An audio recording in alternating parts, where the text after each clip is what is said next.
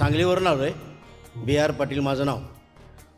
मी LICमध्ये develop officer होतो. Class 1 और 2ची post होती.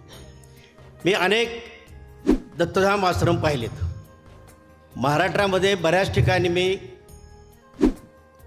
दत्तांचा भक्त आहे. दत्ताची मूर्ती माझ्या घरामध्ये पितळीची आहे.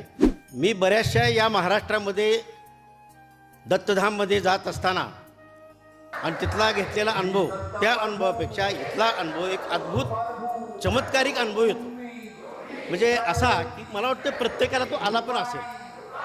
ज्यावेळी प्रार्थना आम्ही करतो, ज्यावेळेला पहिल्यापासून आपली प्रार्थना सुरू झाली आणि आपल्या प्रार्थनेतून जे आम्हाला अंगावरती थ्रिलिंग उभा राहत होतं, थ्रिलिंग म्हणजे काटे असे उभा राहत होते की पायाच्या नखापासून डोक्याच्या केसापर्यंत प्रत्येक तुमच्या ध्यानधारणेतून, प्रार्थनेतून अंगावरती शहारे येत होते.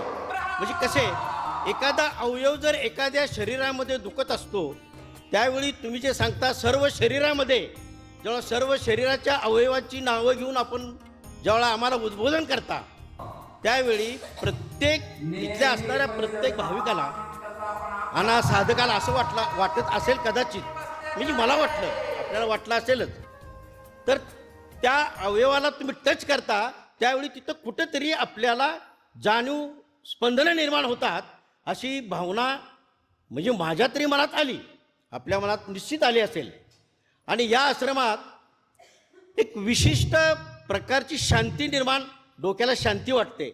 म्हणजे आपलं जे या ठिकाणी पदस्पर्शानं पावन झालेल्या दत्तांचे असेल, अन्य कोणाच्या संत साधूंच्या पदस्पर्शानं पावन झालेली ही भूमी असेल, या भूमीची माती जाताना मी तरी घरी जाऊन देणार आहे महाराज. कारण या भूमीमध्ये देवाधिकांचा स्पर्श लागलेली एक अद्भुत शक्ती इथं वास करते आणि ती गुप्त शक्ती आहे.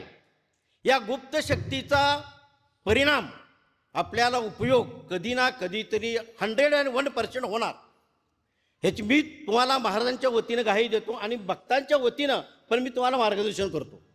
जे तरुण, वृद्ध, वयोवृद्ध आणि आता जवळ 80-85 वयाकडे जी लोक आहेत, त्यांना निश्चित एक नवीन शक्ती या भूमीमधून निर्माण झाल्याशिवाय राहणार नाही महाराज. आणि आपण असेच आम्हाला मार्गदर्शन करत राहावं, असेच आमच्या रोगराईचं निर्मूलन करत राहावं, दुष्टचक्रांचं निर्मूलन करत राहावं. या ठिकाणी तुम्हाला दत्तानं अजून शक्ती देवो ही नम्र विनंती करून मी आपली रजा